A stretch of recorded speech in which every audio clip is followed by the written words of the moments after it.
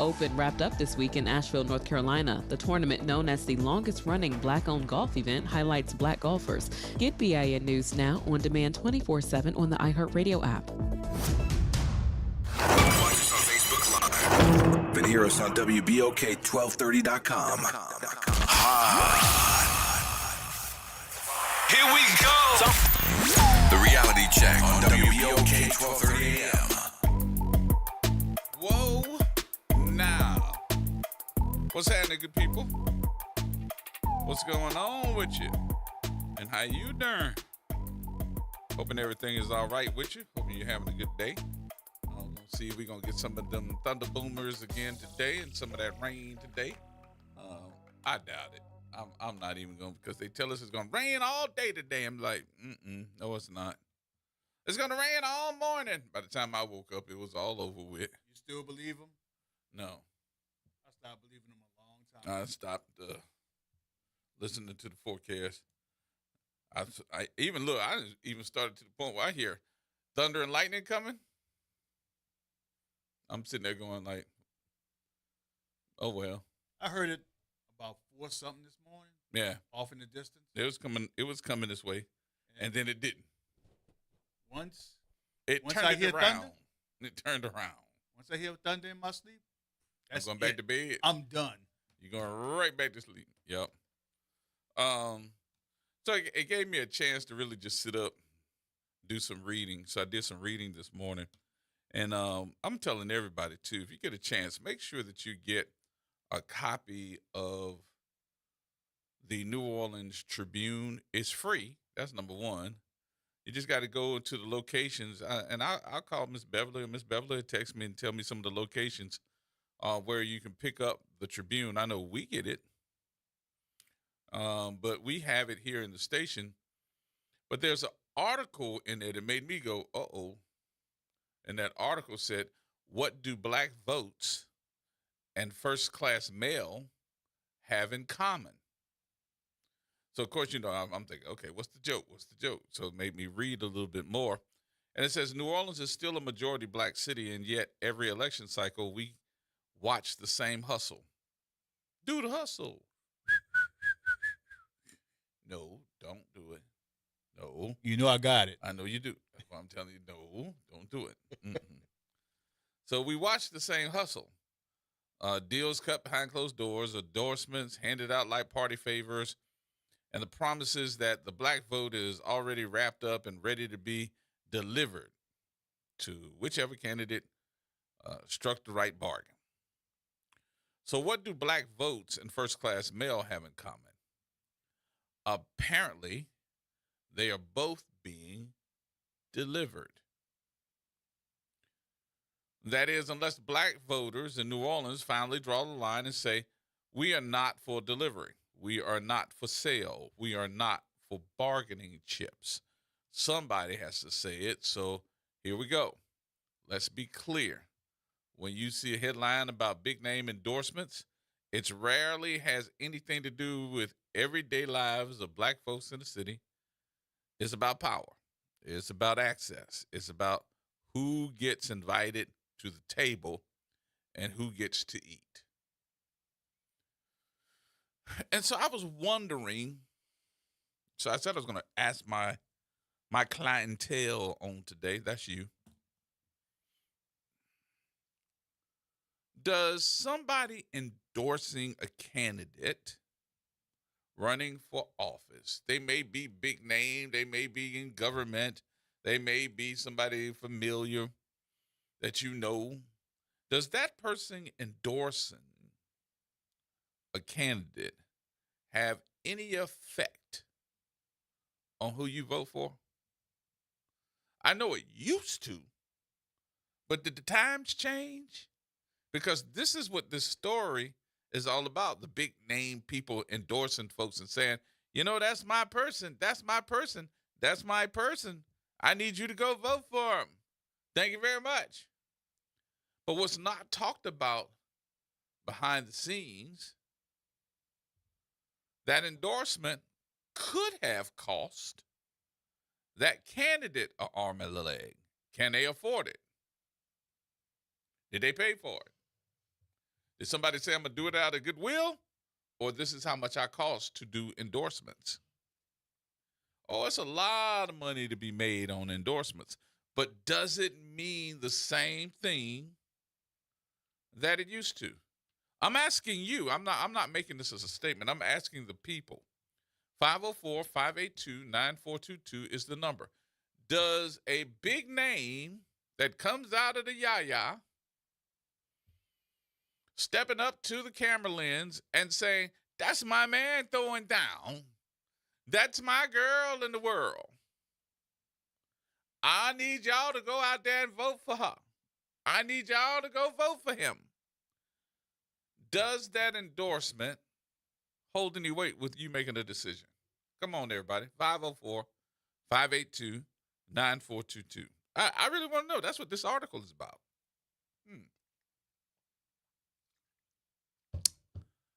The article continues on and says that somebody has to say it.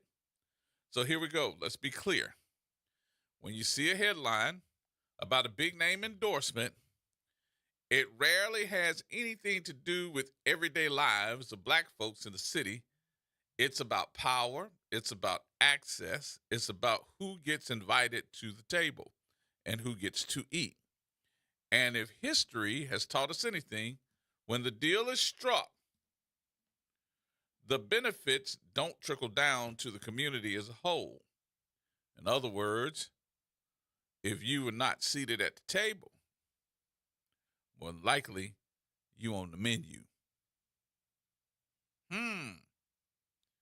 It's time to stop letting other people speak out our voters into existence. That's not leadership. That's not empowerment. That's being delivered.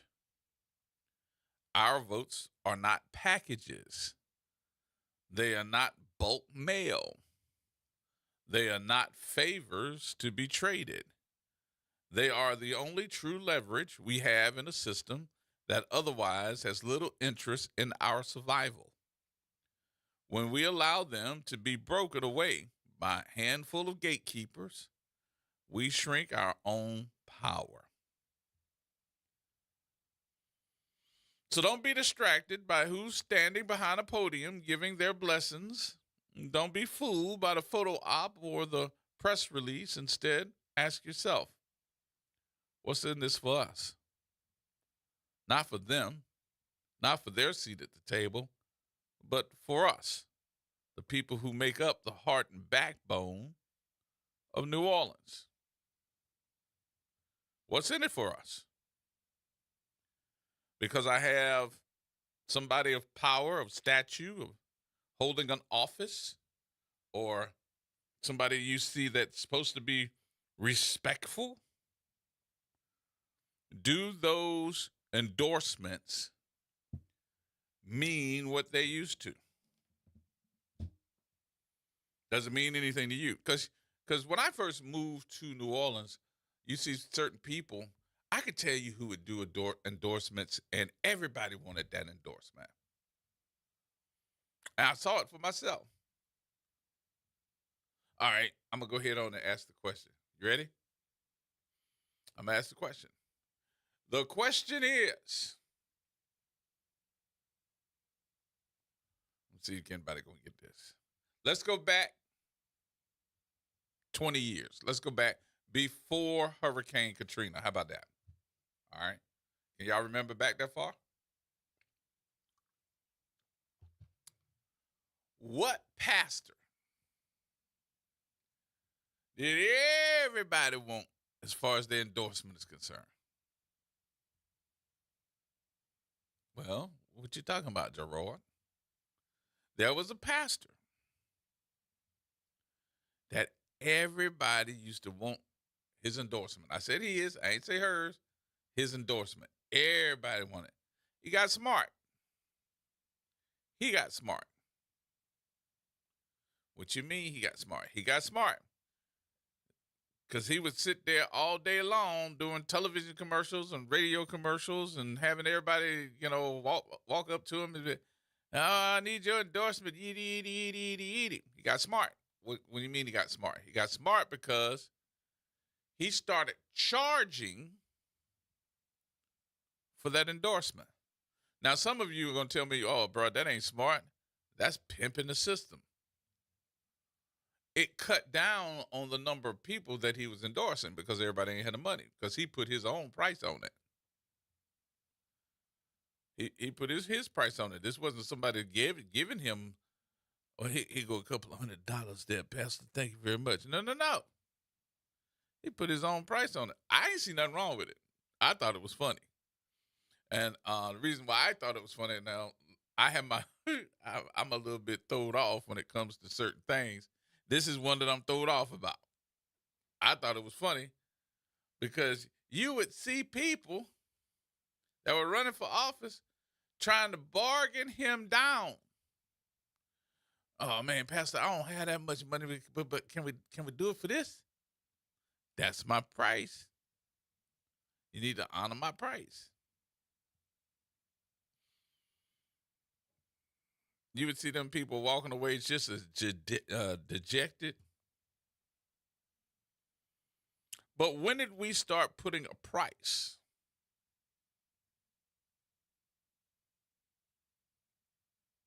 on issues of endorsing? I'm going to tell you somebody that's been doing it forever and a day. We ain't never said anything about the organization.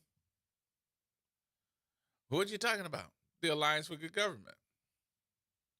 Y'all think that you just walk up to them and they be like, we're going to pick this one. We're going to pick that one. We're going to pick this one. Don't work that way. You have a choice. If they want to endorse you, you pay their endorsement fee. Now, don't get me wrong. They not only just saying, hey, yes, our person, but they also put you on television. They got television ads. They got all these different things, and they take your name. But I just thought that endorsements was for folks that say they did the work. I like what you're doing. I care about what you care about. We have a whole lot in common. Let me step up and say something about you because we can do it. We can do this together. No, it ain't. It ain't.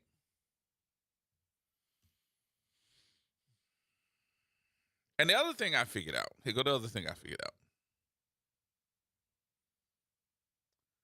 The other thing that I figured out was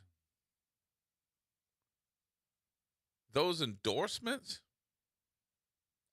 mean more to the person that is doing the endorsement. Not the person that's receiving it, but the person that is doing it. More than the person that is receiving it.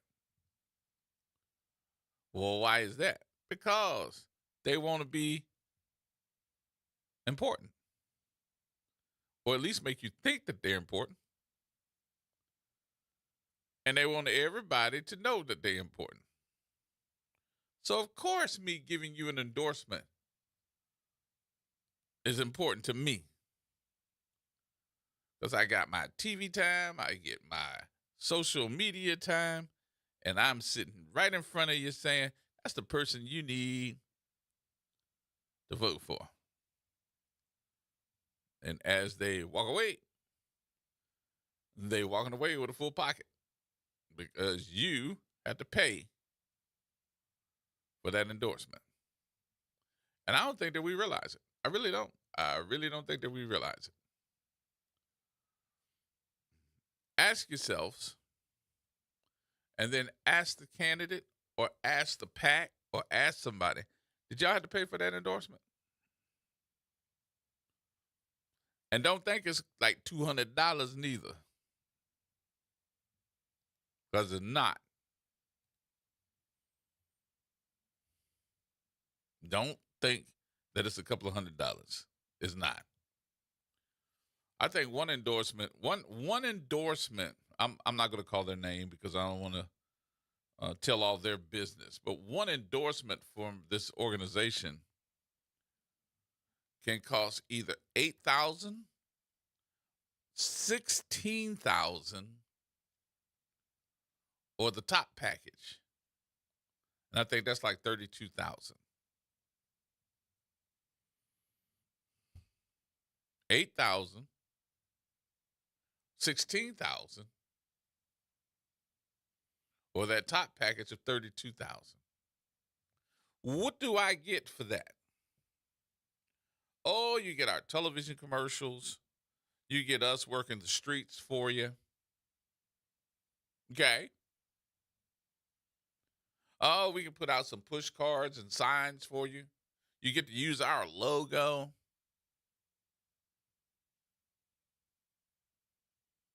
Are you kidding? That's it? No. You need to understand something else.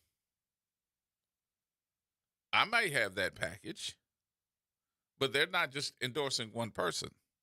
That same package is being offered to everybody else in other races.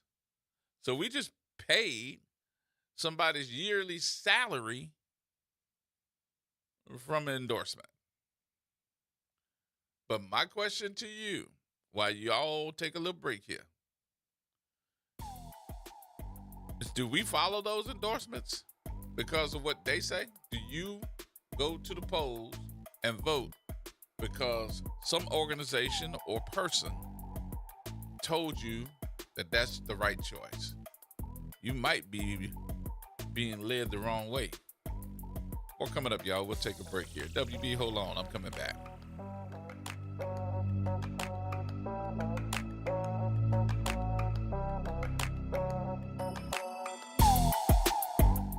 Hoops, Heat, The Truth, on demand. Ball Don't Lie is now live on all podcast platforms. Tap in, search WBOK Media, find Ball Don't Lie, and bring the fire with you wherever you go. Download, share, and leave that 5-star review, because the game doesn't stop when the show ends. The New Orleans Jazz and Heritage Foundation is the nonprofit organization that owns the New Orleans Jazz and Heritage Festival, presented by Shell. With the funds generated from Jazz Fest, the foundation invests in Louisiana communities through economic development, cultural enrichment, and free educational programs. To learn more about the New Orleans Jazz and Heritage Foundation, please visit us at www.jazzandheritage.org. Tune in to The Monitor's Mic, where we talk about oversight, policing, and you. Hosted by the Office of Independent Police Monitor, we're here to shine a light on policing issues that matter, from real-time policing updates to in-depth interviews. Every Friday at noon on WBOK. What's the future for New Orleans? Will city services ever function efficiently? Our people need answers, not slogans. That's why the Nonpartisan City Services Coalition has asked the candidates for mayor how they plan to fix city government. Want to know what they said? Go to cityservicescoalition.com to see for yourself. It's time for action, not excuses. The next step is yours. Paid for by the City Services Coalition. Hear that? For too long, fixing our streets and drainage has only meant inconvenience and empty promises. This is Matthew Willard. I'm running for Council at Large, Division 1, to really fix our city, so we spend less time dodging potholes and street flooding and more time cheering on the Saints. As a state legislator, I've proven I can deliver. At City Hall, I'll build on that record. Paid for by the Matthew Willard campaign. Fresh produce, local flavor, and a healthy you. New Orleans East Hospital is hosting a farmers market the last Wednesday of every month from 2 p.m. to 6 p.m. Join us in the parking lot across from the main entrance. Support local farmers and your wellness. We'll see you there. Join me, Dr. Jakir Ross of New Schools for New Orleans, for Talk That, Knoll Education. This Monday we'll be joined by Dana Peterson. He will share his thoughts on what our city and schools need to thrive in the coming years. Be sure to tune in Monday at 12:30 p.m. on 12:30 a.m. Making a difference in the community. WBOK 1230 AM. Here we go. The reality check on WBOK 1230 AM. All right, folks, welcome back. It's the reality check for your Thursday. Gerard Stevens with you. We got WB on line one. What you say, WB? What's going on, my bro? How you doing, brother? It's all good. Hey, so to answer your first question, typically I already know who I'm going to vote for, regardless of whatever election is, no matter who endorses them, right? Mm-hmm. Now, when I first started voting as a teenager or early on in life, I would vote the bold package or the soul package, you know what I'm saying, based on those political organizations. Right. That kind of influenced my vote early on. Then as I got to be more mature and started making decisions on my own, I pick who I wanted, right? Mm-hmm. But now what I hear you saying is, this is an example. You and I are running for something. We both approach, let's say, Alliance for Good Government, for example, and they tell me 32. I say that's too much. And they tell you 32 and you can pay. Now, I might be a better qualified candidate than you, but because you had the 32, they're going to endorse you? Is that what you're saying? Probably so. Because I can pay it. So it's not about who has been vetted out as the most qualified person or whatever. It's just that the one, even if it's proven that I'm a more, let's switch the shoes. You better than me. But I got the money. I'm going to pay it. And I'm going to get that package. That package includes probably the endorsement. I'm going to say probably the endorsement. Even though, plus you get to get on television. And they sit up there. The person that don't have the track record but have the money, they gonna get the endorsement? Probably so. That's why I don't trust politics in the first place. But you think about something. They got costs that's going to be because they hold their annual meeting with the politics. So all the folks come out to it and they get on stage and they award their folks and da da da da da. No, I'm not saying that it don't cost money to do it, right? Right.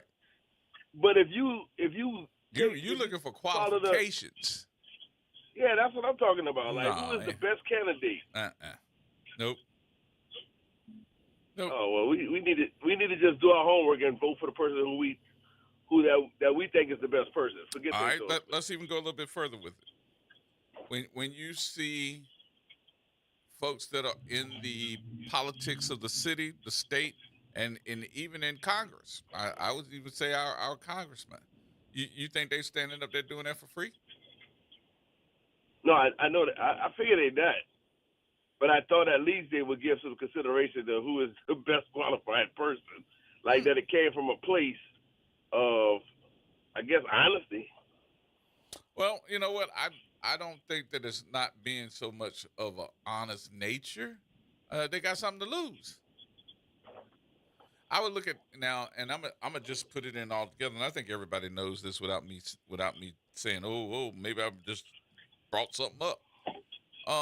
When I see Troy, I know Troy has a crew. He's not by himself. His crew is gonna be him, Delisha, Shorty. It's going to be all those folks. Who did I miss? I missed somebody. Hey, what did we miss here? Something happened. I got to disconnect, but I'll keep listening. Oh, you got me? I got to disconnect. Thank you, sir. Oh, that's all right. All right, bro. Thanks. You with me now? No, I got to disconnect, but I'm listening. Oh, okay. All right, thank you, bro. All right. So ain't nothing wrong with it. Nothing's wrong with it. He got a crew. He got Delisha. They all a part of that Congressman Troy Carter clique. I don't want to call it clique. I'm going to just say crew. How about that? Now, do I think that something's wrong with it? No, I don't. The only thing that I can say about it is them other folks been doing it for years. Now, let's go a little bit further. They support one another. What's wrong with that? Nothing. Okay. But if I'm looking around and I'm seeing other folks that can do a better job, then speak up. And just because I endorsed you as the congressman, that's a good question on, will that automatically make them win or no? You got to ask, is it different these days or no? Do the candidates and the systems need to probably reinvent themselves on how they think that these endorsements are going to work? Probably so. Because folks today are so scattered. It doesn't mean that just because you got somebody to endorse you with some type of credibility means you're going to win or not. It don't. And if it don't, why we keep doing it? Somebody answer that question for me. If it doesn't mean that you're not going to win or you're going to win, why do we keep doing it? In this race, or should I say this election season, some of these polls that are coming out are making me sick. Because if you really sit down and have a conversation with a lot of folks, they will tell you, well, I haven't decided yet. Oh, well, I'm going to keep that to myself. And just because a lot of folks are telling you, no, I'm going to vote for you, right? Don't let these folks blow your head up. Y'all got to remember something. This is a city. Oh, God, I don't want to say this because y'all going to jump on me for saying this. This is a city that has had voter after vote after vote after vote of low voter turnout. 9 and 10%. We had 30%. And everybody was hoo-hoo, woo-hoo, yay. We had 30% on those amendments. 30%. And we were cheering like it was the Saints. Y'all do understand that that is low voter turnout, too. We were all cheering. Boy, we had 30%, 30%. I was sitting in my chair going, are you? We did it. We did it. We taught Landry something that he can't have these amendments and mess with our cheering. Can't mess with our cheering. That's low voter turnout. What's wrong with you? Now, we got 50 to 75% of the people that's going to get up there and vote. Oh, baby, I'm going to cheer you too. But are you all even interested in who's going to be your next mayor? Who's going to be your next sheriff? Who's going to be your next council people? And some of these folks walking around like they already in the seats.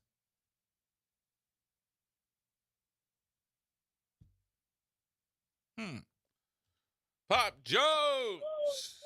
Hey, G-Man. Man, where you been? Well, I've been on the road and dressing, paying bills, trying to get back. I've been out of town about 3 weeks. And I've just been wake up in the morning. In fact, yesterday, I said, well, that's what I did. What's that? And this is the truth. When you came on, I said, well, I'm going to wait to see what G-Man is going to talk about. And I was laying down, G-Man. The next thing I woke up, man, it was 6:30. I said, what? So that means you need to get you some rest.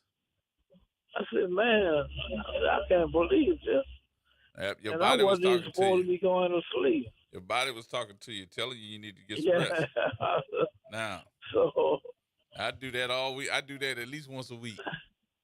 Yeah, so I was looking, G-Man, I was listening to what you were saying, because I was doing some moving and grooving, and I was talking with a friend of mine, so I didn't get a chance to call in until now, to see.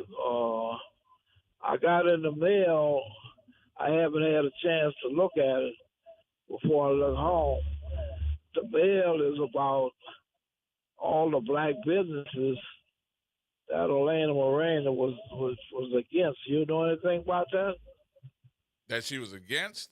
I saw some write up on it, but I don't know who put that out, but I haven't had a chance to look at it. Well, I can say something about it, but I want to make sure that folks ask the right questions to all the candidates and give them the plan and be able to prove it within 100 days. See, the only thing about it, G, I've been speaking about this young lady for a long time. The thing is, she hadn't done nothing for Latins, all black people. So, I mean, she started soon as, excuse my French, soon as our mayor started tripping, she started talking about what the mayor was doing. She wasn't doing nothing herself. Mm-hmm. So I would like to know. I still want to know. Can you get her to call in, G-Man? No, I can't do it by law because if we're governed by the FCC, and the FCC has to give equal time laws to all candidates that are running. That's why you haven't heard them on. So we can't do it. So, like I say, she what's making her the front? Some people. Oh, I heard this too. G-Man, before I forget. I heard it said that some people were saying, don't vote for her because she's white. You ever heard that? Yeah. I understand that different ones will be called in the station. Yeah, they do. Some people do it. They don't want to lose. This is a city that's 80% black, and they feel that if they give over the reins now, that we'll never be able to get them back again as black culture. Okay. So, but the only thing I see, I wouldn't vote for nobody if they haven't done nothing for my people. Mm-hmm. I don't care if you're yellow, blue, green, purple. I don't know all the colors. But I mean, if you haven't done anything until you come in when the person that's in office may be somewhat, I don't know how to describe that, but you take advantage of it and make believe you're going to do this and do this and do the other, and all of a sudden you become the front runner.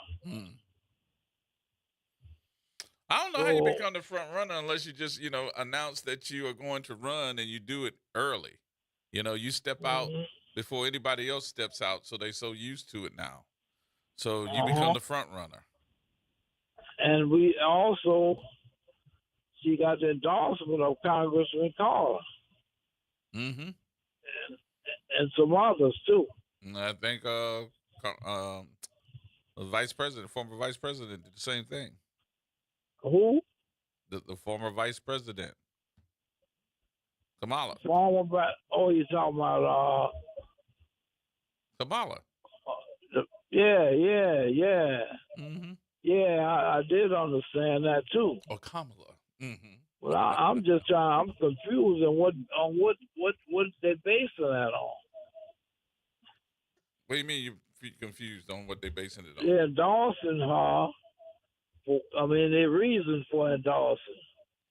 Could you tell me what that is? I've never been able to get that several. far. It's not just one thing. It's several things that they talk about. So all I can tell you to do is ask the congressman when he come on. Oh, well, he came on today. He'll be back on next Thursday. He only took 2 questions. He'll be back on next Thursday. Look, now, G-Man, look. Now, you ought to know better than telling me something like that. Why? He took 2 questions, and he was gone. Okay, get yours in next week. You got to call him and ask him. Oh, so I thought I would be able to find out something from you. No, sir. He don't come on my show. He does not come on my show. I do not have the answer for you. We're not buddies to the point where I'm calling them up in the evening time and saying, "Say, bro, what's going on?" Look, I'm just messing with you. No, I'm just telling you. I mean, I know every time I see him, I speak to him, but that's it. I know.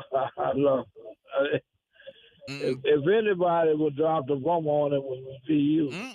No, look, I'm just. folks I'm need to just be able messing to with you. ask those questions and mean what they say and say what they mean when they're asking them. Don't throw Yeah, the ball and it is. hide your hand. No. Pick up the phone I and tell call you them. what, the last thing they want to do is come on your show. Well, the other thing too, you got to do. You ain't got to come on the show. He got an office. Call his office. Oh yeah. If you want to know that bad, call the office and leave a message. He'll call you back. Don't whip on me like that, G-man. No, All right. I'm putting it back in your hand. All right, okay. I'm putting it back in your I hand. hear Call you. the office. You want me to give you the number? Right. Okay. I'm gonna give you the number. I'm pulling it up right now. Lord, you opened up that can of worms. You opened up that can of worms. You really whipping up. You really whipping up on me. Here go the number. You ready? Here go the number. It's 504-288-3777. There you go. I mean, now I'm gonna have to call you and ask you, did you call him? You wrong for that, yeah. Nah. That's all right. You want his Washington, D.C. I'm office too? too? Jazz man. I'm going to tell the jazz. That's all right. The jazz man ain't listen. You want his Washington, D.C. office number too? No, go ahead. I can give you that too. That's all right. Thank you. Thank you for making my day, man. I needed you to be able to pick up the phone and call. I don't want All right, I just don't want y'all to be listening. sitting around thinking these questions up. Boy, this is something here. And then y'all be wondering, I could call G-Man and he can ask him. No. I didn't know I was going to get whipped up on like you this ain't today. get whipped I up wouldn't have on. You ain't get whipped up on. Oh, Lord. Yeah, and I'm going to use your line. 400 years. 400 years. We've been asking these questions. Look, hey, man, let me talk with you tomorrow. Yeah? Well, that's some other callers. 400 years. I can't take I can't take no more. Man, there you go. All right, my friend. All right. I'm going to talk to you later. Talk to you later. I'll talk with you tomorrow. All right, man. He wanted me to do the dirty work. Ain't that something? And that's my boy. You're a dirty kind of guy. Bob Jones is my boy. He tried to he took a swing and he took an undercut instead of punching. He tried to hook me. That's all right. I had a block for it.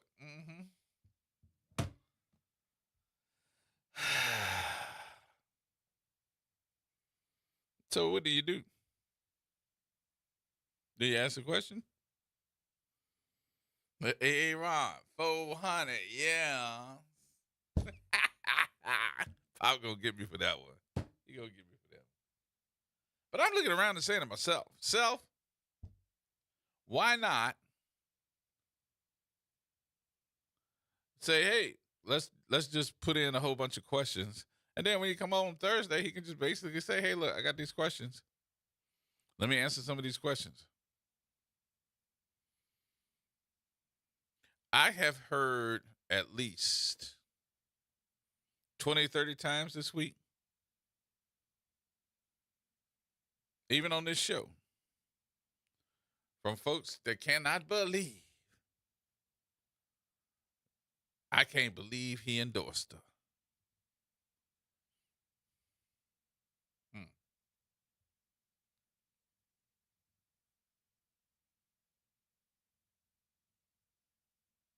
I don't know what else to say. Because it's apparent to me that the folks that hold these offices, and some of these offices, may not care what you think.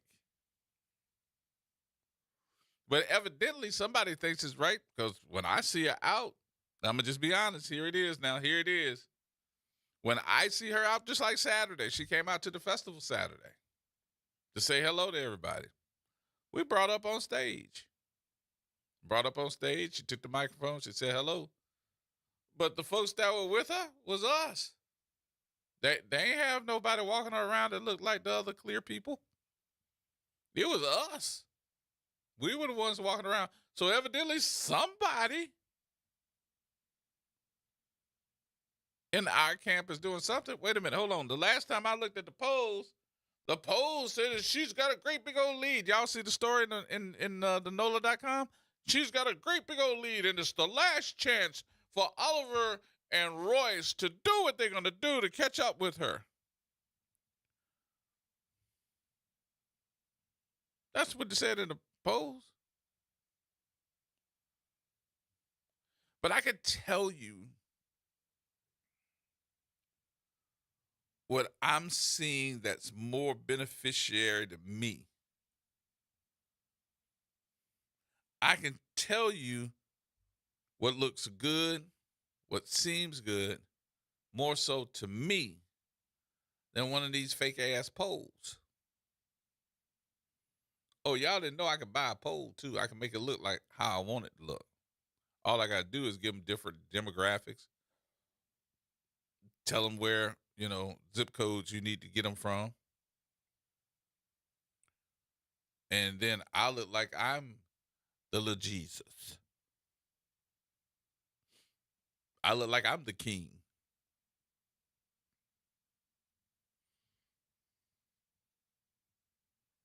But if I had to look at a poll and think that I'm going to win just because I'm looking at the poll, did y'all ask Desiree Charbonnet that? Y'all remember when she was running against TD to be the next mayor? She was ahead in the poll. Look where she is now. And that's no slap on her.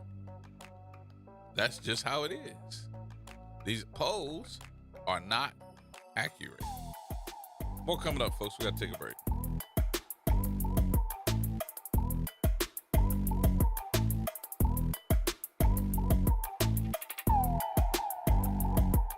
New Orleans, are you ready for a voice that says what you're thinking?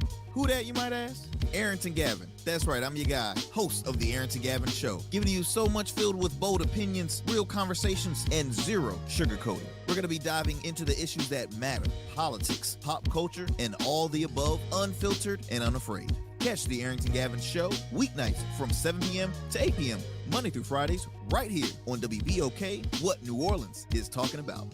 Tired of the impersonal, one-size-fit-all style of banking? You deserve a bank that delivers exceptional service and personalized attention to your needs. That's the Home Bank Standard. Since 1908, Home Bank has been a trusted financial partner for businesses and families because we go the extra mile to help you reach your goals. See for yourself why Home Bank is good for business, good for life. Stop by any New Orleans area location or find out more at home24bank.com. Home Bank, member FDIC. New Orleans is stuck, spinning our wheels while J.P. Morrell gets us nowhere. I'm Pastor Gregory Manning, and I'm running for New Orleans City Council at large. I'll fight for our community. Affordable housing, lower bills, and no more Entergy late fees or cutoffs when people need power most. Because when our community moves forward, New Orleans moves forward. On October the 11th, it's time to move forward. Vote Pastor Gregory Manning for City Council at Large, Division 2, ballot number 32. Paid for by Friends of Gregory Manning. Looking to join an organization that is committed to help promote economic development in New Orleans East? Look no further. The Greater New Orleans East Business Alliance is a member-based nonprofit organization made up of business owners and local professionals united for the purpose to promote business development in Eastern New Orleans. If you want to become a member, call us at 504-957-3568. Get in on the conversation at 504-582-9422. Here we go. The reality check on WBOK 1230 AM. All right, folks, welcome back. Welcome back. How long has it been, Gerod? 400 years. Pop! I got you, baby. It's been 400 years. No. Mm-hmm. I just heard that commercial too, Cliff. The New Orleans East Business the Alliance, the association I had the opportunity to do some work with them, also to host one of the programs they did over at the Lakefront Airport. Mr. Aaron, Miss Cecia, all the folks is part of it. Also, our good friend Stephanie Chambers. They are part of this New Orleans East Business Alliance. And I did think that more businesses in New Orleans East would also come aboard. So I'm hoping that alliance is having meetings with these candidates that are running for office. Because one thing I don't want to do, and I got to just talk about New Orleans East. New Orleans East, to me, is already ready. Y'all have already been through the promises that have been broken. Y'all have already been through the promises of using the buildings that are still sitting. You all have already cleared the land. We've all seen what's supposed to be. But it's like we're all standing, looking into the great yonder,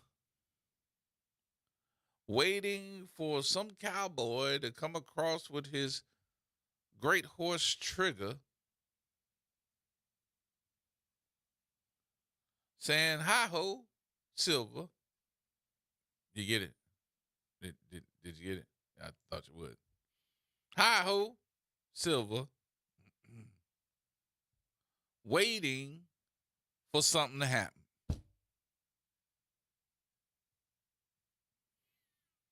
It shouldn't be this difficult. Because I think the last time that I asked about business and alliances and all this other stuff, I got the runaround. I want to say it's the runaround, but the people were saying, "Oh, we got to do a study." Well, how long the study going to take? It's going to have to analyze New Orleans East from this year to this year. Okay, do it. Well, it costs a whole lot of money. How much does it cost? A couple of $100,000. So if it costs $100,000 to do, we don't have nobody that can do it or put the money up. Nobody, nothing, zero. But y'all do studies every single day.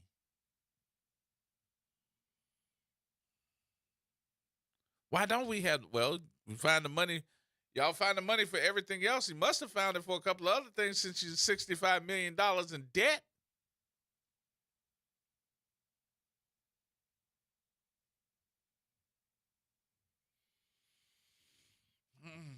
So what do we do? What do we do? What y'all want to do? Sell suppers out the door?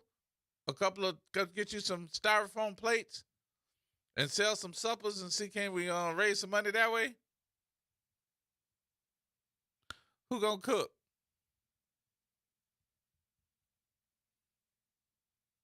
But it should be the fact that we have been waiting for a long time for this thing to get back in order. And getting it back in order only means somebody take the first step. Instead of stepping forward, we're walking backwards.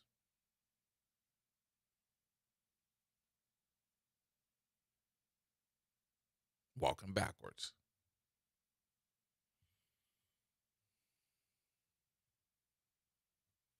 I was looking at last night, y'all ain't alone.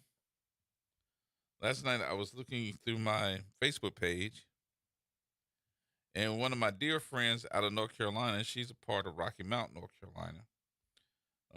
She was actually running for mayor last year. I think it was last year.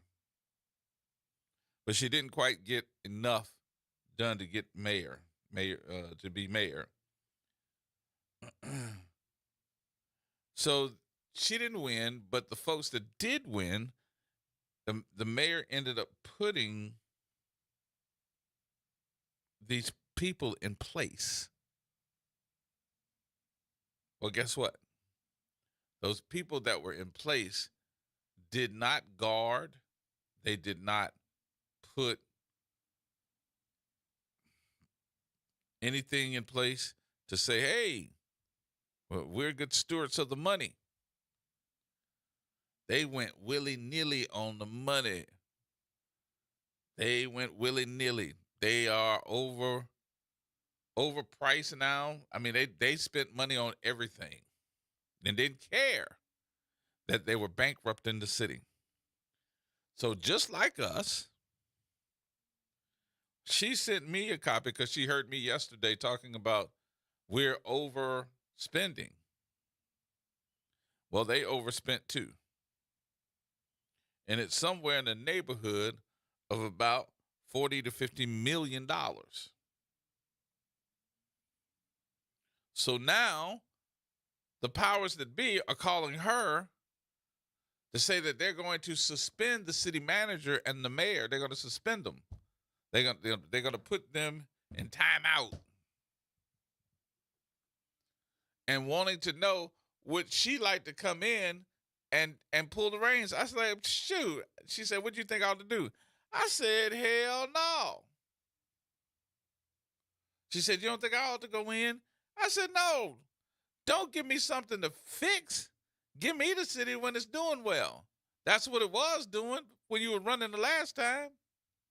The city was doing well. Now they want you to take the reins because they don't know what to do. And there's a big deficit in the budget. But they couldn't elect you, but they're asking you to come fix it. If you do it, you better than me. Because I would have tell all of them, kiss my east. Y'all had the opportunity to get me elected. I could have come in there and fixed that. We could have a better economic situation. Now y'all going to look at furloughs. That's what they get ready to do. They're getting ready to be furloughed. Well, guess who else is going to get furloughed? It's coming, baby. Christmas time is going to be fun this year. Because you getting ready to get furloughed.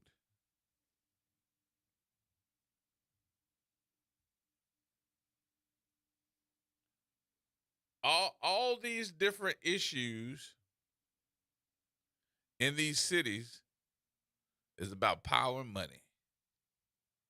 Oh, we'll fix it. Yeah, you're going to fix it. You're going to fix it because you don't have no choice. Now they're getting ready to suspend the city manager and I think the CFO, and they want you to come in and fix it. The devil is a lie.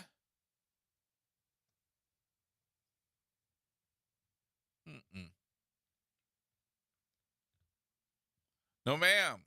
I can't fix that. So, here's the question.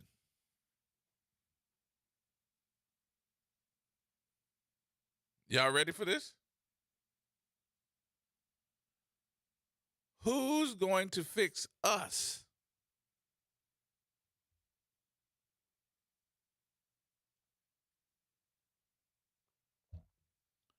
Where are we going to get the money from? Do we need to go to the restaurant and be selling some suppers? $10 fish plates. Something. Or the city's going to go bankrupt. Because what I have not heard, now maybe I missed it, but have you heard it? That we're going to fix this problem. Have you heard anybody say we're going to fix this problem? We got to win that race. I have not heard one person say they're going to fix the problem. Okay. I'm thinking it's me, but I ain't heard one person say we're going to fix the problem. And we're going to have to take a look at our budget and make sure that our budget is together. And we need to do that immediately. and not let this thing ramp on. If we don't even know if we are still doing or practicing the same bad habits that got us here in the first place. And then I heard exactly what I said. I think now it's time for us to have a forensic auditor to come through. What? What? I could have sworn that's what I said.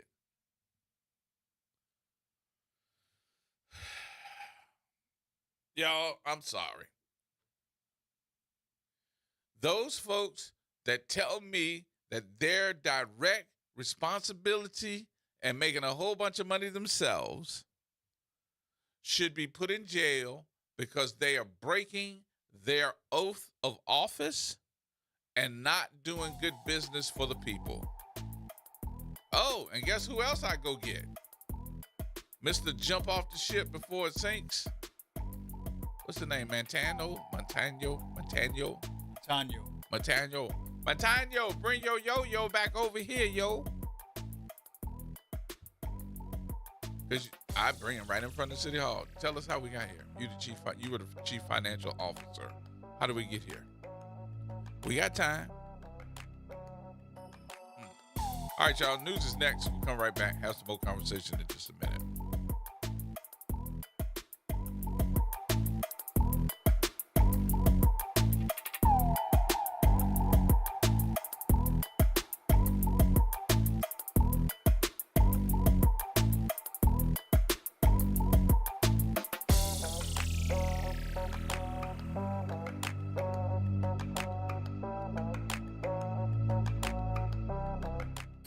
From the campus of Xavier University, WBOK Go and Equity Media Station. I'm Amber Payton with BIN News Now. Homeland Security is tightening security at ICE facilities after a Dallas, Texas field office shooting killed a detainee and injured 2 others. The FBI found shell casings marked anti-ICE and is investigating it as targeted violence. Help us all get through this very difficult time, not just in our city, but in our country. That's Black Mayor Eric Johnson, who is urging peace and unity while President Trump called the attack despicable. The Union County NAACP in North Carolina is pushing to remove Monroe Mayor Robert Burns over social media posts about activist Charlie Kirk's death. The group says he incited harassment, while Burns accuses them of siding with Democrats. And the U.S. Coast Guard says it seized more than 5 tons of cocaine and marijuana in the Caribbean over the past 2 months, worth $64 million. Officials say the drug sales were being used to fund foreign terrorist groups. Get BIN News Now on demand 24/7 on the iHeartRadio app.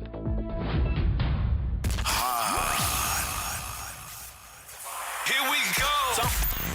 The reality check on WBOK 1230 AM. Money. Oh, money. You know the song. Got to get your hands on some.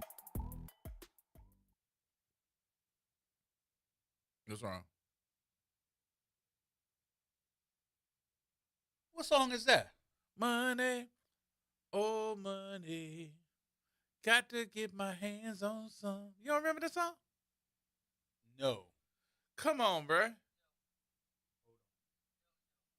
For real? For real, I don't know that song. I don't remember. I'm going to play it for you. You probably just don't know because I'm the one that's singing Yeah, it. most likely. You agreed too quickly? You don't remember that? I don't remember that one. Who did that? Hold on, let me ask Howard. Howard about our age, right? What year is it from? Huh? What year? I don't know. Howard, who did that song? Money, oh money. What you talking about? Chuck Brown and Soul Searcher? I Need Mass Money? Production. Yeah. You just not singing. You're not singing it right. No, that's not the same song that you talking about. That's Chuck Brown. Chuck Brown, DC. That ain't no go-go. Let me go to YouTube. Is it Callaway? Hold on, Callaway. I'm coming. No, that's Galloway. I'm talking about Callaway, the artist Callaway. Oh, that's Galloway. No, it ain't Callaway. Callaway was like in the 80s. Yeah, 88 to be exact.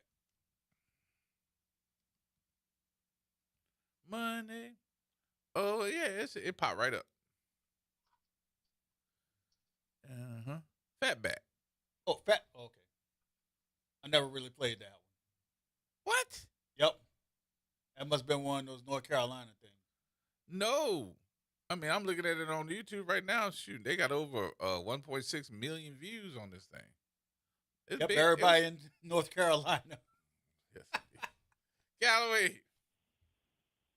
What's going on, Brother Gerod? How you doing, man? What's going on with you, man? How you doing? Oh, man, if I could call it, man, I'm tired. I can tell you that much, man. I bet you are. Yes, indeed. But I'm scared to ask where you at today, but that's all right. No, I'm actually in D.C., man. I'm at the hotel.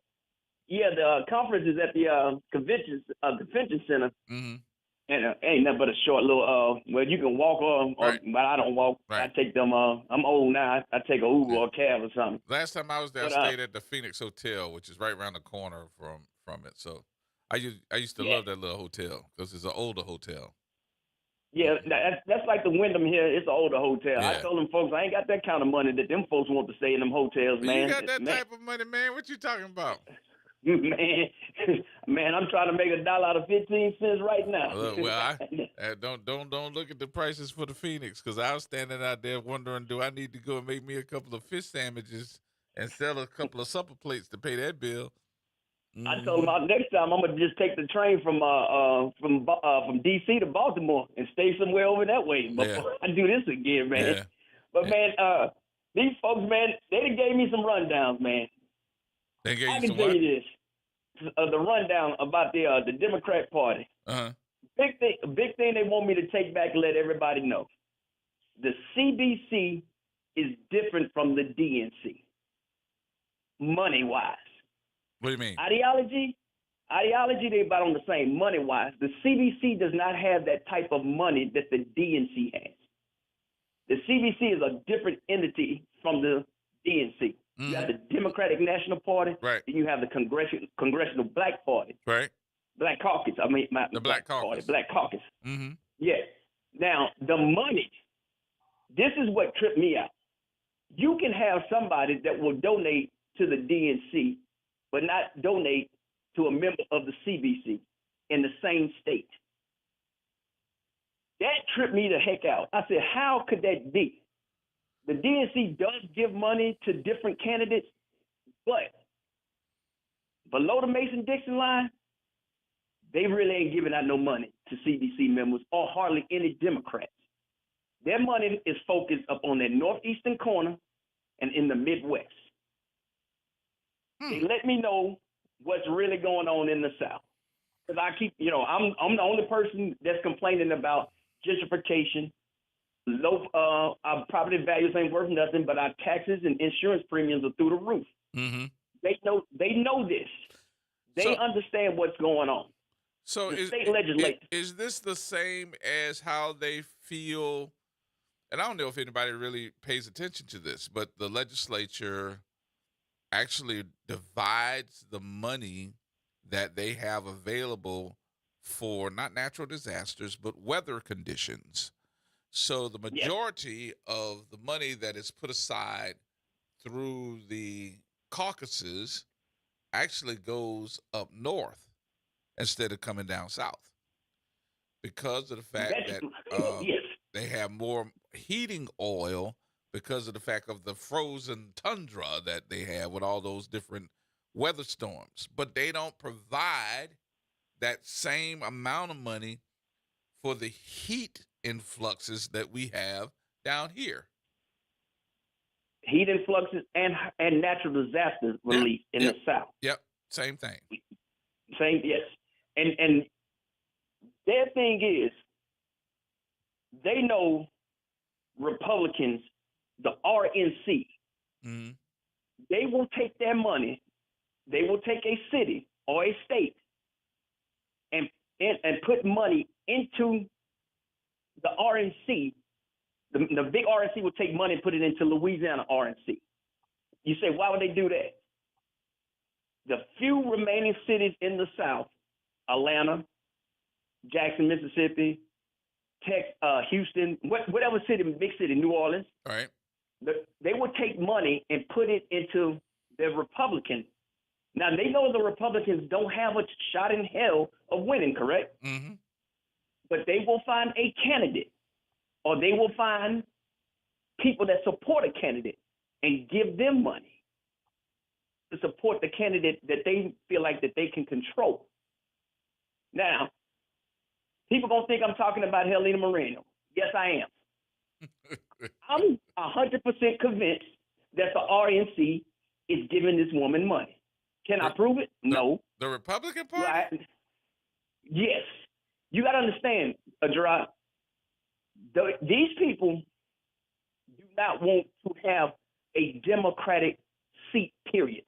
Mm-hmm. See, the gerrymandering that Donald Trump did in Texas, they want every state to do this. And you have states like Mississippi, Louisiana, and Arkansas that have super majorities in the legislature. So what are you going to do besides try to stop it and send it to court? So you might win in the federal court, but now look who's in charge of the Supreme Court. You have a 6-3 conservative majority. Right. And so how you get around that by saying it's race? No, this ain't about race. This is about party. The Supreme Court said that you can gerrymander district not by race, for political gain. Mm-hmm. So if they sending money down here to give to the Moreno camp, which they gonna deny it, they know, hey, look, we put you in here, we can take you out. All the members we got, because this woman don't need 50% of the black vote. She don't need 25%, because every Republican in New Orleans and liberal hippie Democrats are gonna vote for her. Mm-hmm. So now you take those two groups, and if black people sit at home and don't vote for Oliver Thomas or Royce, this woman is going to outright win, and they going to control her because they put her in there. It's the money. And these people really made me understand grassroots organizations can actually defeat money. But the problem is, and you said it earlier during your show, the low voter turnout. Yep. You cannot win an election with 20, 30% of people showing up. I don't know why people don't understand the low voter turnout issue. I don't know why they don't understand. But then as I kind of analyze them, the feeling of you not doing anything for me or giving up on it is what the excuse has been I've seen every single time.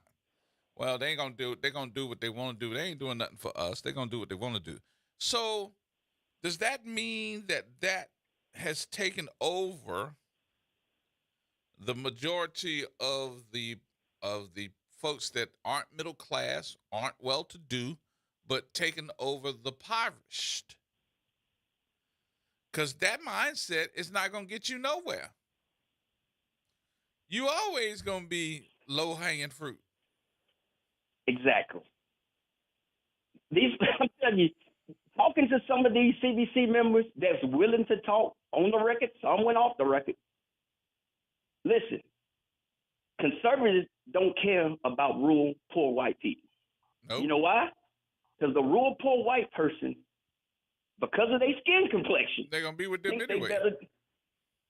They think they're better than the richest black person. Yep. That is the craziest nonsense, but they understand that, though. Yep. They understand, and this is what really hurt me. I've been here. This is my second day going to be here. I'm outnumbered 5-1. You know by who? Women. Yep. There's not too many black men up here. So this is crazy to me. Black men, the conservatives are picking us apart. They don't want us to be 35, 40% of any vote, because then you're going to ask for something. If you stay in that 10 to 15% range of voting, that's all they want from you. So what's wrong with black men? Why they're not coming? Why they're not showing up? Or why they're not voting? Yep. I have no idea. One Congress member told me most black men just want to argue with other black people because they didn't vote for the quote unquote Democrat. They want pats on the head. Some are promised something, but if you look at the Trump administration, you know there's not even 5 black people that work in the West Wing Wow. of Trump administration. Yeah. You know how many it is? It's 2. One of them does pardons, and the other one is in charge of HUD. That's it. Now, you traded your vote to give the person in charge of HUD who's cutting HUD. Oh, man, HUD, I feel really bad for anybody that's on public assistance. So let me ask you this, though. How do you feel up there knowing that probably the person that's sitting beside you, walking beside you, is looking at you like, why are you here? Oh, I get that every year. Every year. Why do you come up here and ask questions instead of enjoying the atmosphere? No. If I put you up here, I want to know. Because I'm sick and tired of a city like Orleans Parish that makes $1 and got to give 80 cents away. Right. New York, you don't give 80 cents away. Right. That's a big Democrat place. DC, you ain't giving 80 cents away. What makes us so vulnerable that we got to give all our stuff away? And the first thing they'll tell you is your state legislature. Now, how's the state legislature doing this? They got a supermajority. Gerrymandering districts. Yep. We are not voting. We're running 5 candidates instead of saying, listen, you 4 sit down, I'm going to take this one. And has there been anybody to go back to the legislature and say, listen, the deal that we got, the hotel motel tax, I'll use that as an example. You know, we're charging another 10% on top of the hotel motel tax, and you're telling me that we walk away with less than 50 cents of that money? Come on. Gerard, when I told people that, they tell me I'm full of it. I don't know what I'm talking about. I say, look for yourself. About. You do. They think it's no way that a city like Orleans Parish could be in the condition it is. And the reason why I brought that up is what of our legislature, our folks, have gone to Baton Rouge and say, we need to strike up another deal. Something's wrong here. The deal that you all got is probably should be grandfathered out. It should be done. Let's sit down and have another deal here, because out of the majority, our infrastructure is being worn and torn. And nobody in that deal has said, let's fix it up. Let's get you more money so that you can fix up your infrastructure. Nobody. You know, Gerard, I was thinking when they were talking about how business pay this tax, and these other, I talked to other people from other places. I told them about, what's his name, Wiener Dog, down in the French Quarter. I said, that man had a lock on that thing for, 27 years or 37 years, where he was the only person that could sell that hot dog stuff down there? Right. They told me there's no way that could fly anywhere else. They was like, y'all had black mayor after black mayor. I said, you got to understand, America can only do so much. I say the state does a lot to hurt Orleans. No, a lot of that got to do with us. A lot of that has to do with us, because you're talking about the hot dogs, but look at our cellular system. Look at our water system. Look at our power system. Yeah. All those. Look at our Cox cable. All of us say the same thing. We should have choices.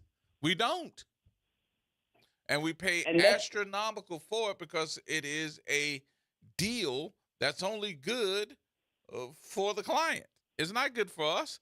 We need choices. No. When you mess up, see ya. I need to be able to go to somebody else that can carry me as a paying customer. We don't have it.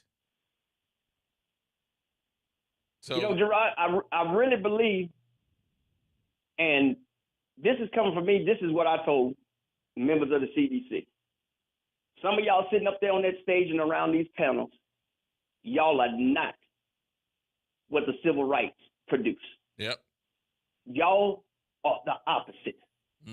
Y'all are for the money and not for the people. I cannot take this. I told myself I can't take this too much longer of going to bat, registering people to vote, helping them vote, making sure they get to the polls, and then 2 years into your term, what have they really gained? No. That's why these young men are turning away from parties, and whatever is hot in the streets, they're voting for it if they do vote. If not, they just complain and stay on the couch. Yep. I told them, I said we need a real awakening. I didn't even bother Hakeem when he was talking. He looks a little nervous because that vote he did with Charlie Kirk. Mm-hmm. But he's in a safe district. I think he won his district by over like 40 points.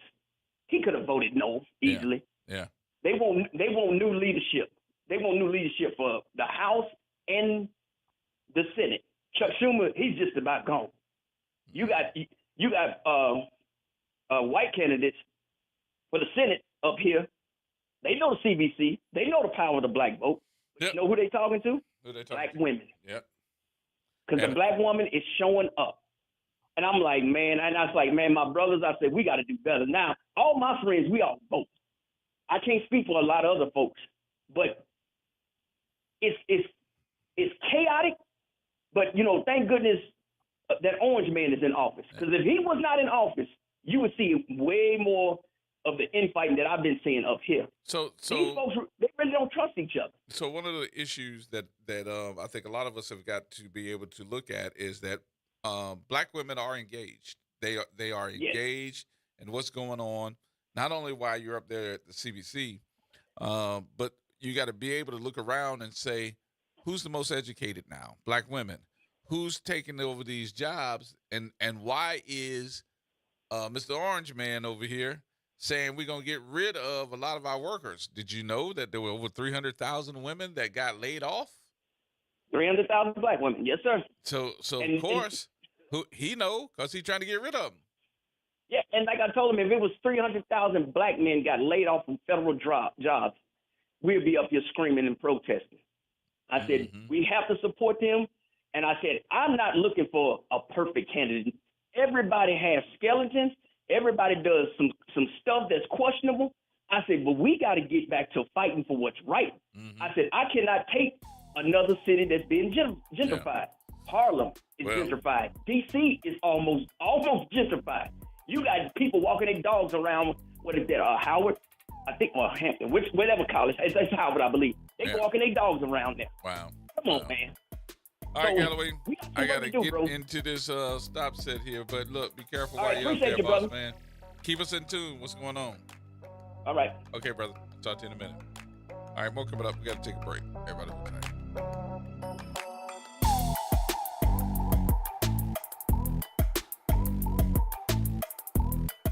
This is the Bloomberg Black Business Beat. Collab Capital is an early-stage venture capital fund designed to help close the funding gap for black entrepreneurs. And it recently closed its latest funding round with $75 million in committed capital. Jules Burke-Solomon is co-founder and managing partner of Collab Capital, and she says a big part of the VC firm's early success comes down to the work she's put into meeting people. We spend a lot of time on the road, meeting with limited partners, getting them excited about our vision for shared prosperity, and really telling a different story about how we're finding incredible entrepreneurs who are building a different type of future. And so I think that's what got our limited partners excited. Beyond funding, Collab Capital also offers operational support and tries to help founders build a network of partnerships. I'm Bloomberg's Justin Milliner on the Black Business Beat. It's Pro Savings Days at Lowe's. Get up to 35% off select major appliances and save an additional $1,000 when you buy 4 select LG major appliances. Plus, get a free DeWalt 20-volt max 5-amp-hour battery when you buy a select DeWalt 20-volt max tool. Get the job done for less at Lowe's. We help, you save. Valid through 9/26. Selection varies by location while supplies last. See associate or Lowe's.com for more details and qualifying items. If Ernest Hemingway was alive today, would he say this to you? Shakespeare, Mark Twain, Edgar Allan Poe, all great writers.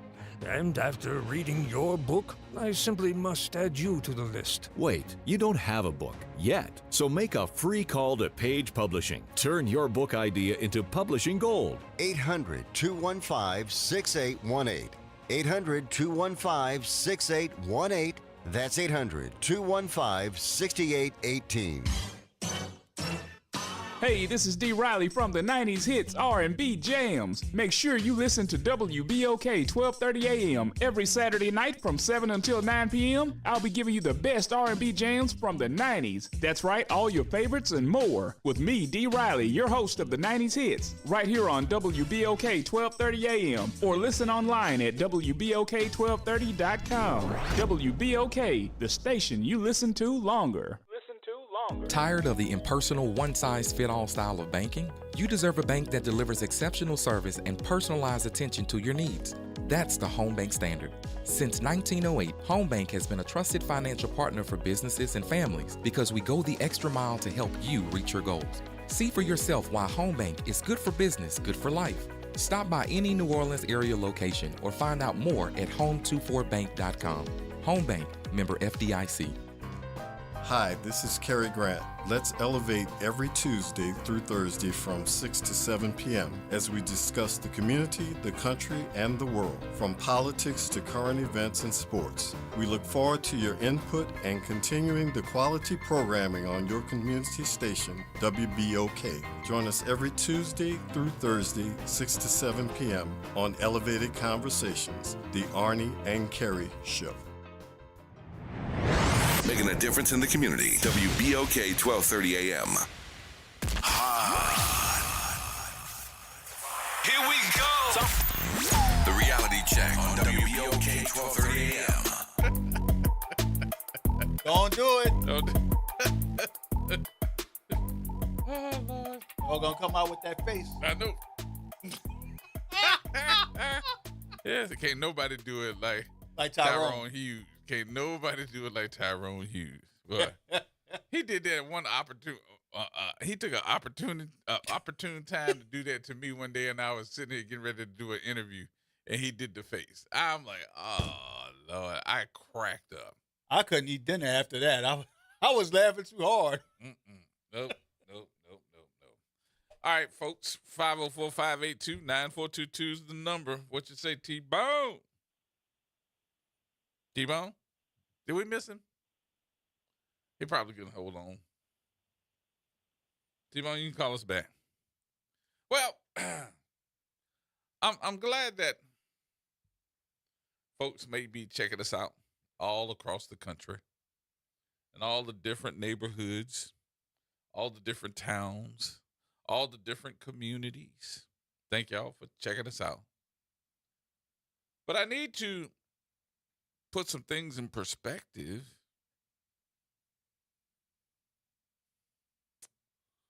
That might not sound its best. Maybe I get it confused, but you'll correct it for me.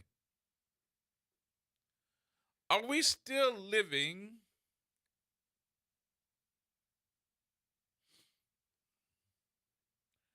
in a chauvinistic society? Hello? Can you hear what I'm saying? Is this thing on? Are we, and I'm talking to men just as well as I'm talking to women. Are we still living in a chauvinistic society where a woman really can't succeed? Notice what I said can't succeed. Not because she does not have the know-how, not because she doesn't have the schooling, not because she does not know how to go through the terrain. Because we already know that the opposite side is going to mess with you. But here's the chauvinistic side now. Are we so bad that we almost like a crab in a barrel because we reaching up and pulling somebody back down and maybe doing so because of them being a female, a woman? And I'm talking about us. I'm talking about our men. I think it's disturbing As I have sat in several different meetings, as they talk about men who don't want to see women doing certain jobs.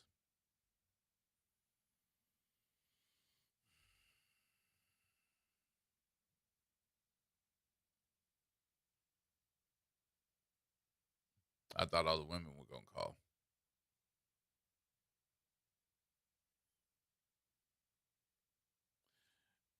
It almost got to the point where we were sitting back having this conversation.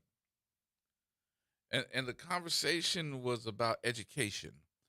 And we heard the statistics about the number one educated person in the room was a black female, and black females can do anything that they want to do, and yada yada yada yada. I mean, going off. They're the most educated. They got more degrees. I'm not mad at that. So I'm going to take you back for a minute, and I need you to tell me if I'm right or wrong. Here we go. For those of us that gotten to the point where we are just chauvinistic, we don't want nothing going on with our women. We don't want them to be the head of the household. They can't be that person that loves me during the day, but at night, you got to go to sleep because you got to get up first thing in the morning and eat. Because you got that job.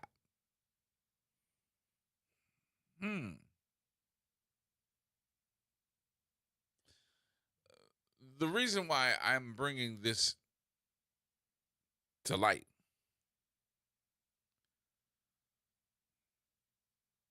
is because I think we hate on each other. There's no reason in the world that we need to be having a war of the sexes.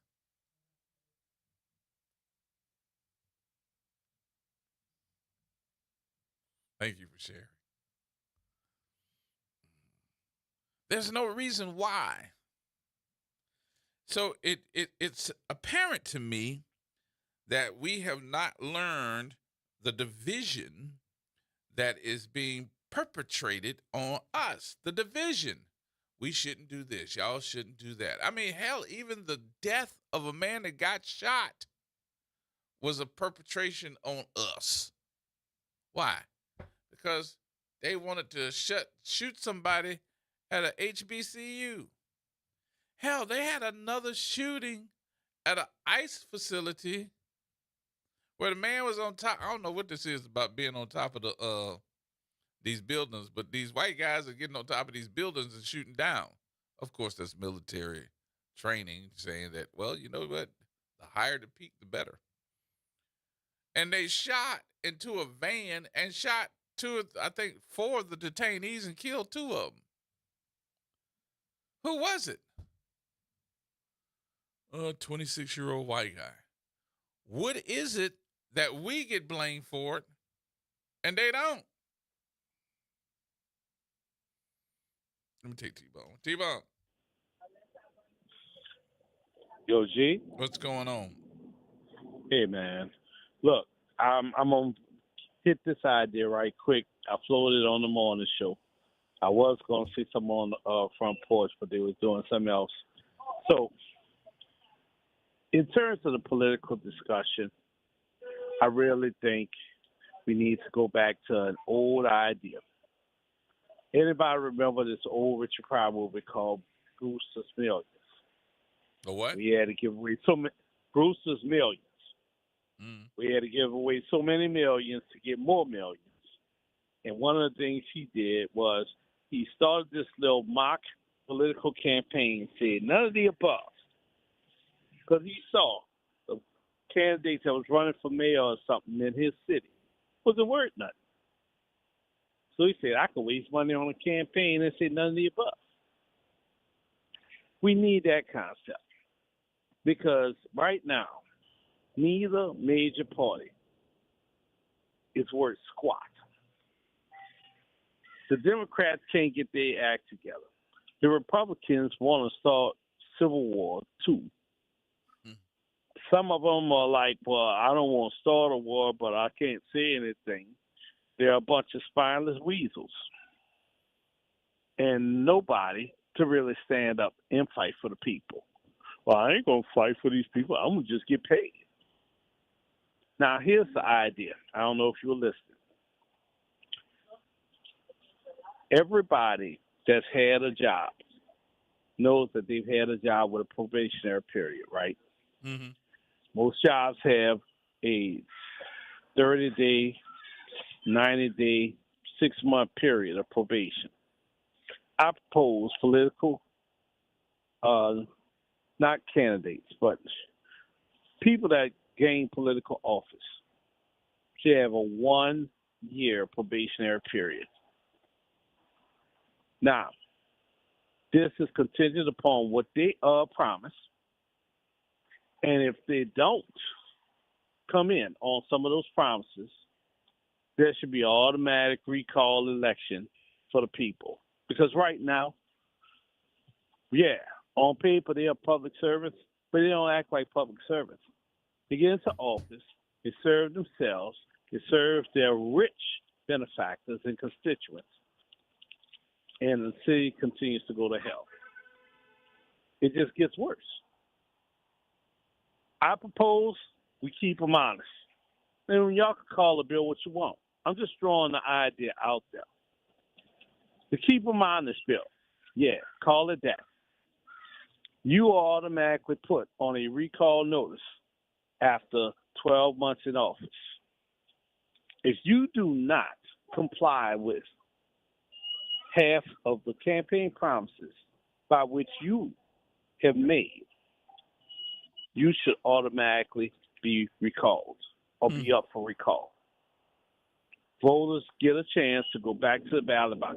If they could have all these little poo-butt in between elections on these stupid bills that don't really help the community, that are about ideology, we could vote about whether or not people that choose to be transgender or homosexual or this, that, the other, if we can make women not have the right to have an abortion, if we can make people from one part of the town richer than the other ones, and the ones that's got a vote on it will never get rich, then why can't we have an election that affects everybody? Oh, well, I'm just saying. We don't just participate. That don't have nothing about how you set it up. That's us. I can't blame. Listen, if you went out and you had some powers to be able to set up some new way to do an election, and that election seemed to be a good idea is great, but you can't drag a horse to water to drink. But see, here's the thing. Most people feel they don't have skin in the game because you hear the excuse all the time, and you call it an excuse, but it's their motive for not going because they are not motivated to go.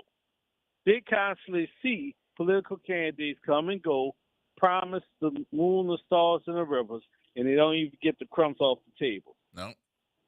How many times have we heard since Katrina that they're going to fix New Orleans East? I had the Ninth Ward. I had that conversation with and one of all my kinds friends. of other things. Because we were How sitting. long has the mental health picture been going down since Bobby Jindal?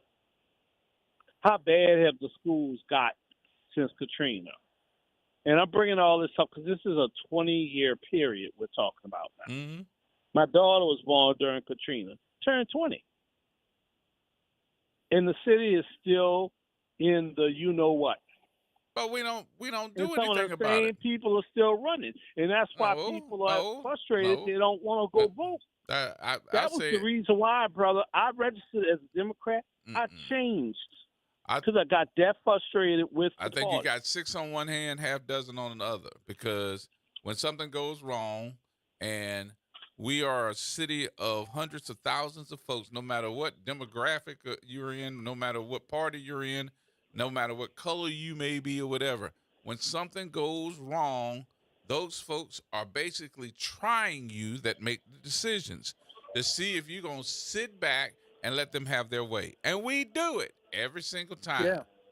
Yes, we let them have their way. But see, if you change what is constantly been happening, you give people a chance to believe that things are going to change. Because, see, that's what happened with this presidential election.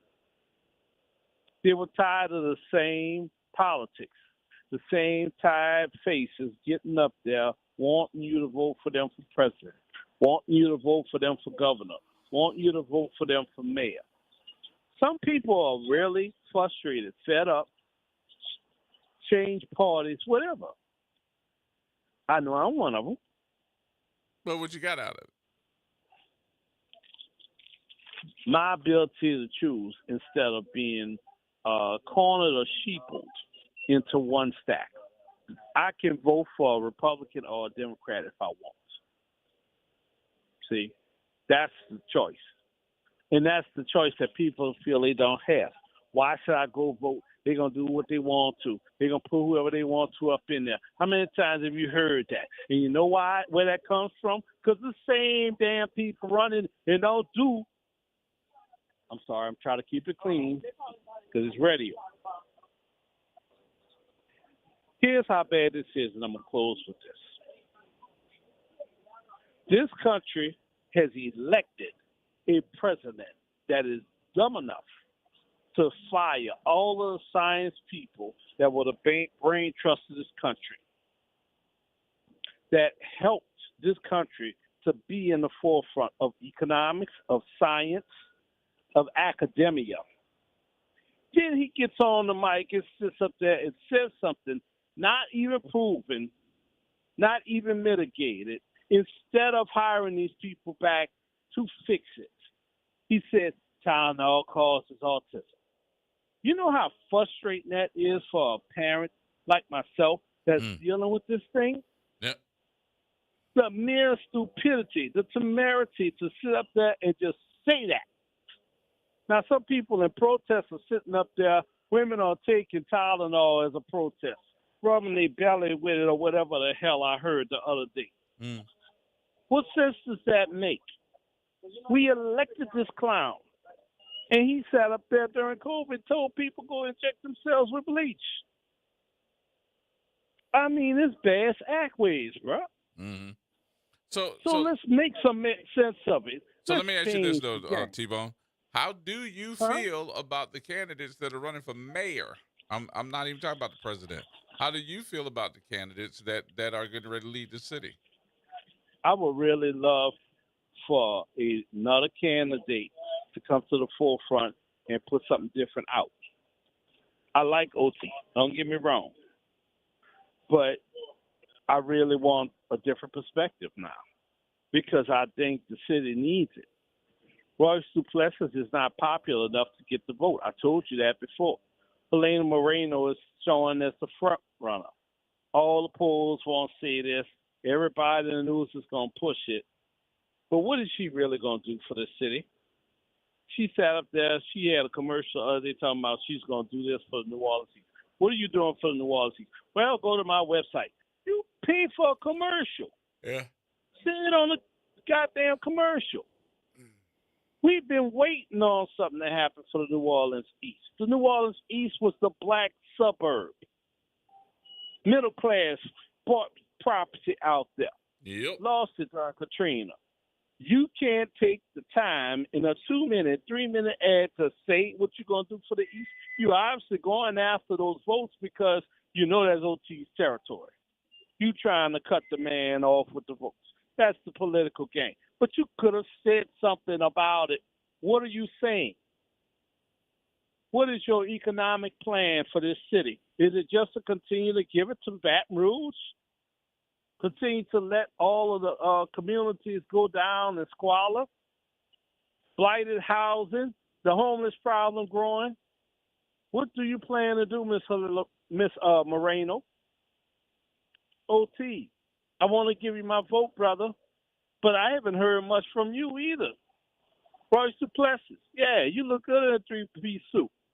What you gonna do for me? We tired of it, though. Yeah.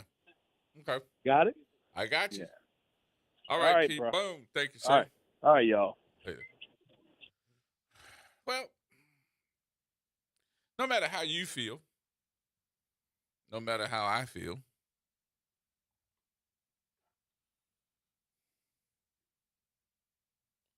I think we've got to really think about the process. The process is available to you for now. Because I really think that at some point in time, they're going to try to stop the process of being elected, the process of voting, the process. It's going to be something wrong because he's going to want to stay in office. The process. And are we paying attention to that? I hope so. All right, you want to take a break? Yeah, let's take the break. We'll take the break here. We'll get you ready for Arnie and Carrie coming up at 6 o'clock. Y'all be careful. I don't know if it's going to be raining later on this evening, but it looked like it's getting a little cloudy. More coming up, y'all. Everybody hold tight.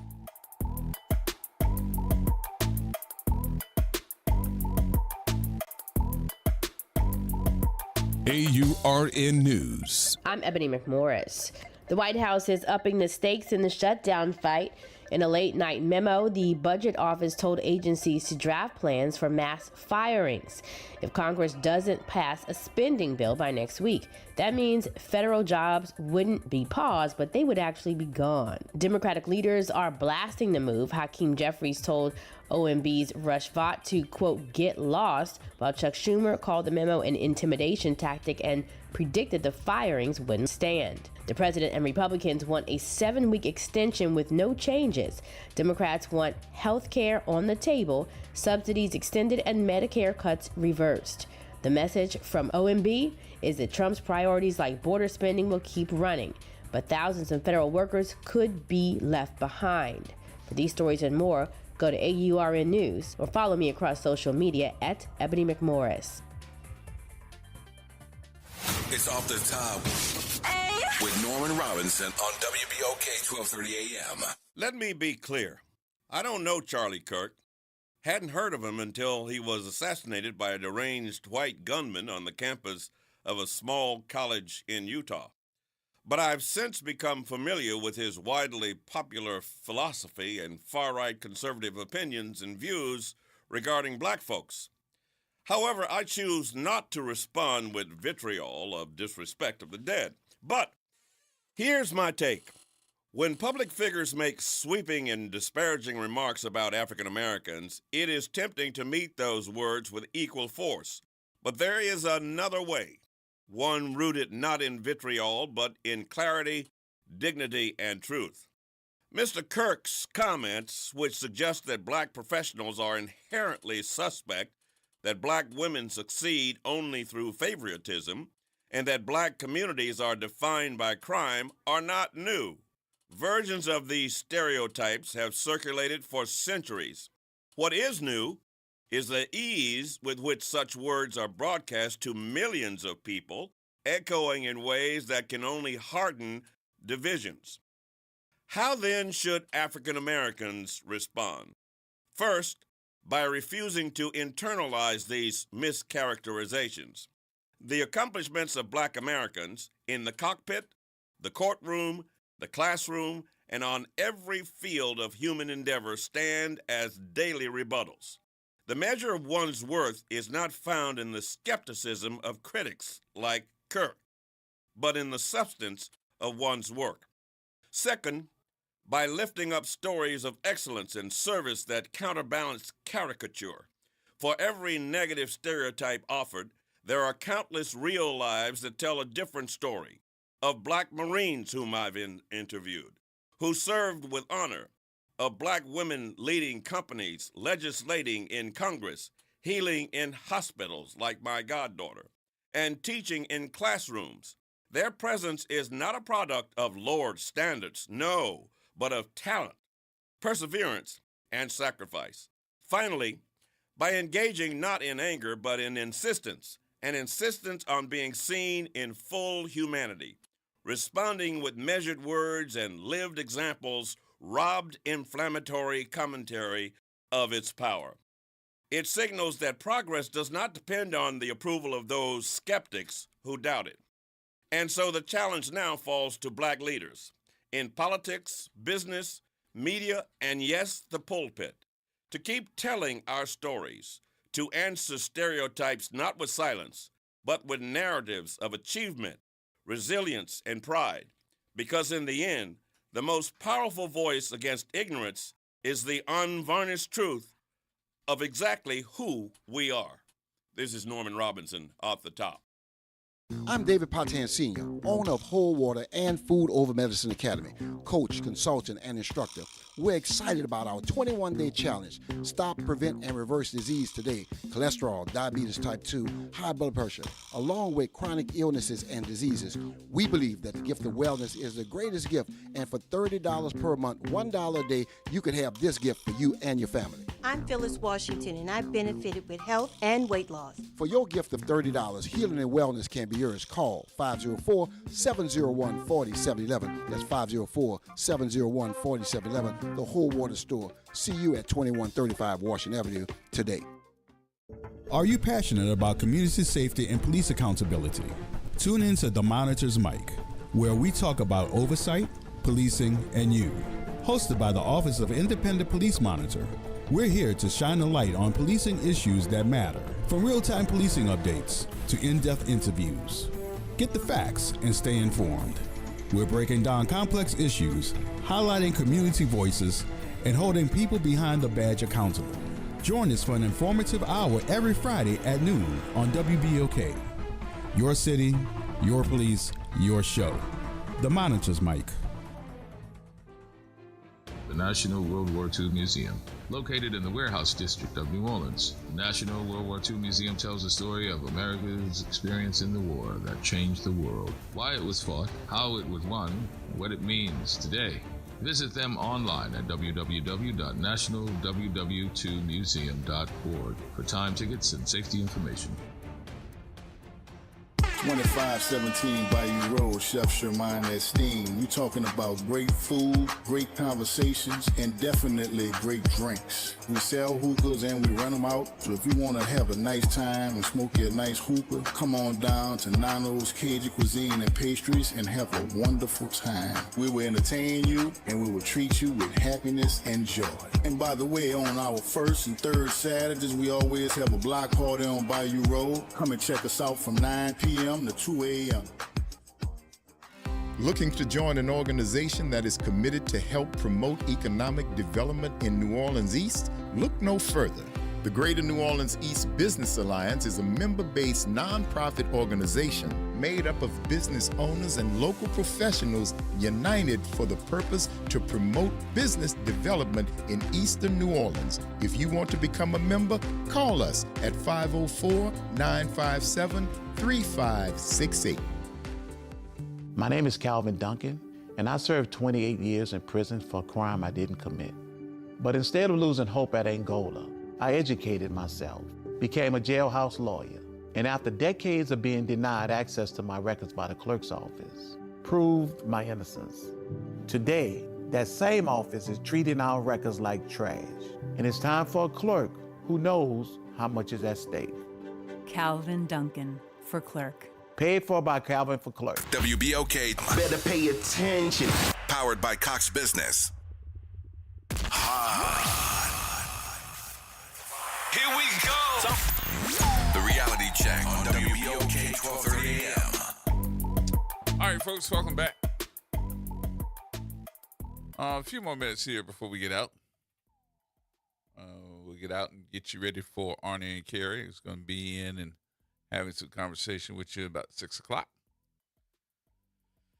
So I decided that, and the conversation that I thought was so good. Well, why you thought it was so good, G? I thought it was so good because of the fact that I want to take us back in history for a minute.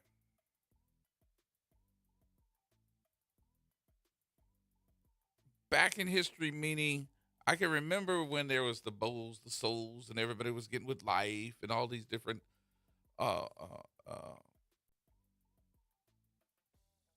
different departments of loving the fact that we are powerful together. We got this and we got this and we got this.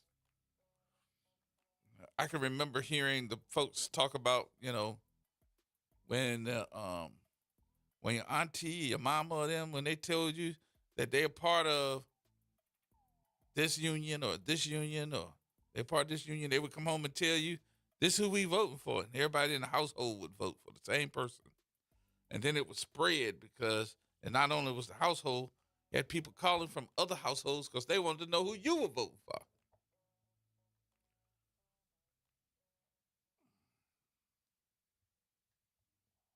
What happened in those days?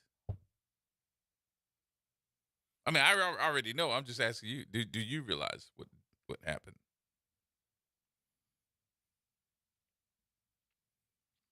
They took away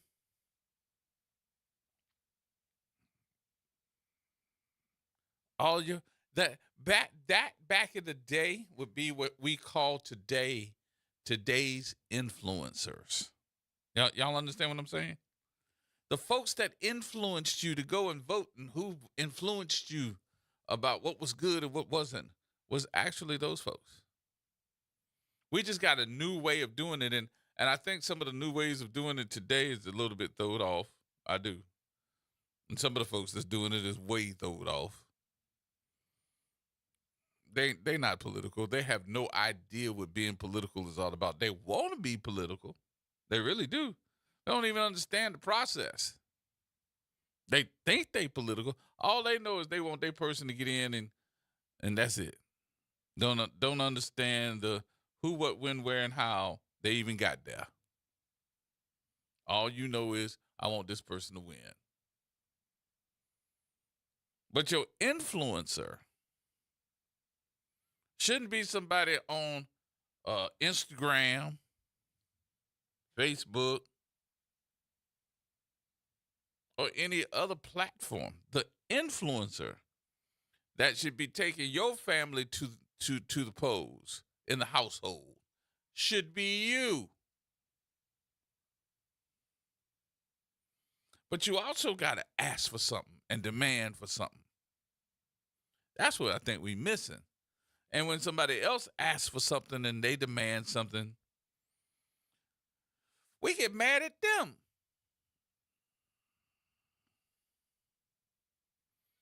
A closed mouth can't get nothing in it, as well as nothing can come out. A closed mouth. Think about that. All right, that's going to wrap it up for me. I won't be on here preaching. I appreciate everybody for being a part of the conversation. We'll be back on tomorrow to get you ready for the weekend, baby.